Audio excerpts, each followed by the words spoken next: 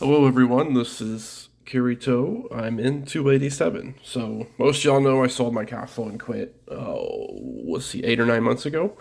Um, However, 287 got invaded, a bunch of friends play here, so I came back, got a castle. Now, this castle hasn't been touched in about 8 months. So I'm kind of going to go through a defense video on where I started when I took this castle, and then where it is now, and how to get there, and basically be able to defend 90% of solos and rallies for most players. Big shout out to friends from Kingdom 56, Kingdom 287, who basically had to reteach me all the new stuff and get me up to speed. So, without further ado, I'll show y'all my first report. Let's see, you can tell 1127. So took this castle, had to test it out, right? Took a couple of solos. Um, as you can see here, I had 8,000 attack, 8,000 health. The backline's literally pretty much 8,000 all the way around. And that was with Tavash on the wall at the time before I switched to Rogers. So, then we're going to go fast forward. Here is 12-3. So literally 6 days later, I was able to take a solo and not burn. And I'm already up to 11,000 attack, 10,000 health. And then, we'll fast forward a little bit more here. This one he still killed a little bit. Really got to get to. This was a rally. So then here, I got rallied. When I'm up to, I'm marked at 14K on this one. And here's the first real rally that they did. And you'll notice, like, my stats have much improved. I'm up to 15K, almost 13K health. Still losing. All right, so still losing a lot of troops here. And, that's even with the improvements that I've made, right?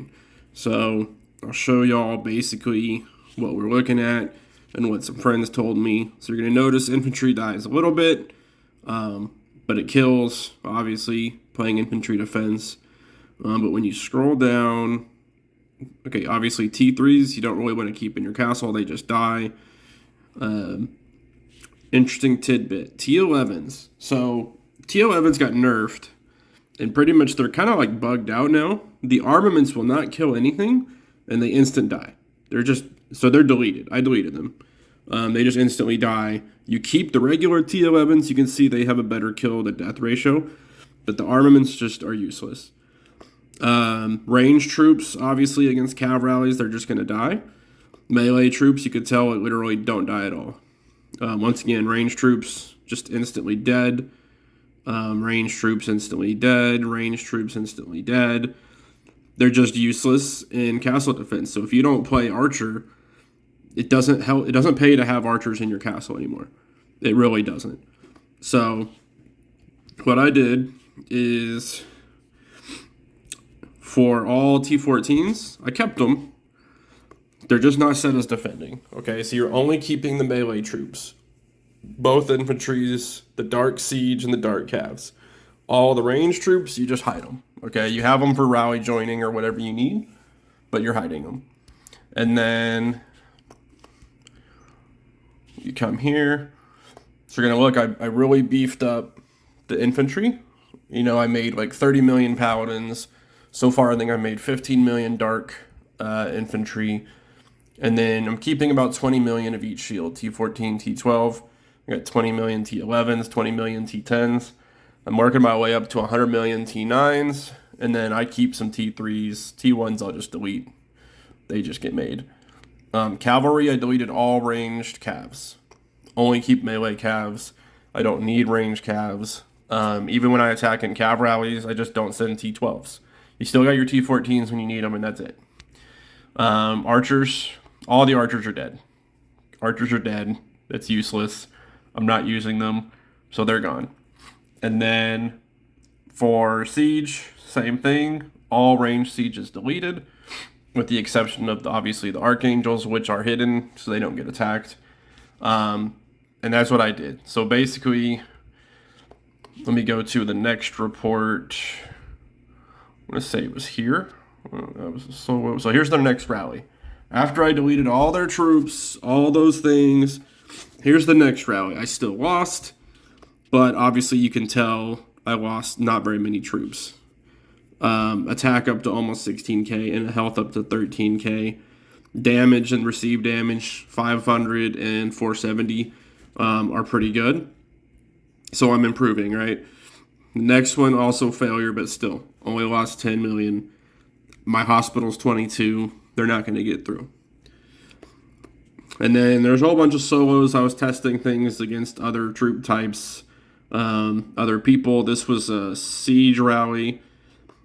And then there's a siege super from another team in here. I think I was AFK. It was like ruins. I wasn't shielded. They called them to come attack me. They didn't do much. Oh, let's get through all these attack reports. Whoops. Okay, here we go. Next rally they did. Boom. First victory. They didn't even kill more than 8 million. My stats obviously have improved. The biggest thing I improved on there was health. I went from like 13k health to 15k health. My attack pretty much stayed the same. And that's basically helping me to survive enough to kill the troops. So that was a victory. And then, let's see, there's some other... Now this guy, I don't care who you are, you're not beating this guy. This guy is the number one player in the game right now. So he attacked me with Archer. It's like 29k Archer. He's listed on the attack for like Siege right now, at number one in the game in Siege. Just a beast of a castle. You're not going to beat him. Like, I just ran. But all these, 328 Un guys, I mean, Cat, whatever they want to call themselves, they didn't do much. So, now, how did I do it, right? So the biggest thing, you have to focus your resources into infantry. Don't waste things on attack. Don't waste things on outside of the castle stats. Your first focus should always be defense. So obviously this amulet is almost maxed on Rogers. Obviously I have all of this on Rogers. I'm only using Rebirth and Wave, right? I'm not using the new stuff yet because I don't have it. I'm not spending. So I don't have all the new stuff. I do have the gems. Obviously you want the gems. The gems are all level 20, 22. So they're not like super maxed out. I basically have just leveled up one level at a time on every single gem for attack and HP. And just like I said, we're being patient with it. We're not spending a ton. Same thing on Lord. Lord is also using Rebirth Wave, and the gems are there. The next big thing is, using these equally. If you can see, I got the HP to 780. I got the attack to 780. I'm getting defense up to 700. Just equally working on everything. Let's see here. All right, next big thing I get asked a ton of is dragons. So if you're a spender, this dragon will replace Hestel. It has 100 DD, 100 DDR. I'm not spending for it. I will wait my 26 days until I get it for free. But then he will replace Hestel. He has more skill slots than Hestel. As far as the skills go, you're going to tell here, I'm not super leveling them. The priority is get everything to be purple. And then try to get it to be 1 star. So attack, you basically want all soldier attack, all soldier defense, all soldier HP, which I have down here. You keep the basic HP. And then you've got infantry damage, infantry receive damage, infantry HP, infantry defense, and infantry attack. All those things. I don't even have DD and DDR on this dragon because it doesn't have that many skill slots. The other one, obviously, is going to be this one. This one I have all the same skills I just mentioned, but I do have the DD and the DDR on this one because it's 65%. The reason I don't put DD and DDR on the other dragon is because it's the night sky stuff, and it's just such a lower percentage.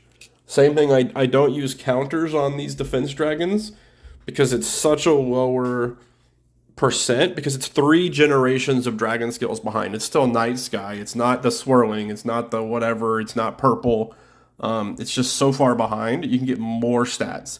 Like right now, I could get 600 HP or I can get 15 counter. what's better, you know? So that's the way I look at it for defense. The other thing people ask me is the stats on the armors. So infantry crit rate is useless, but defensive damage is not useless. But that's what I go with, right? Um, so I have DD on every single one, and that's just what I roll with. What else? What am I missing? I do have this, but it's only on my 2 defense dragons, and I'm only literally doing one, and I'm just doing it with the free stuff. Okay, these free stats. I mean, you can tell I get 50 attack, 70 HP, couple, 1 damage, 1 received damage. I have those on there. What else is big here?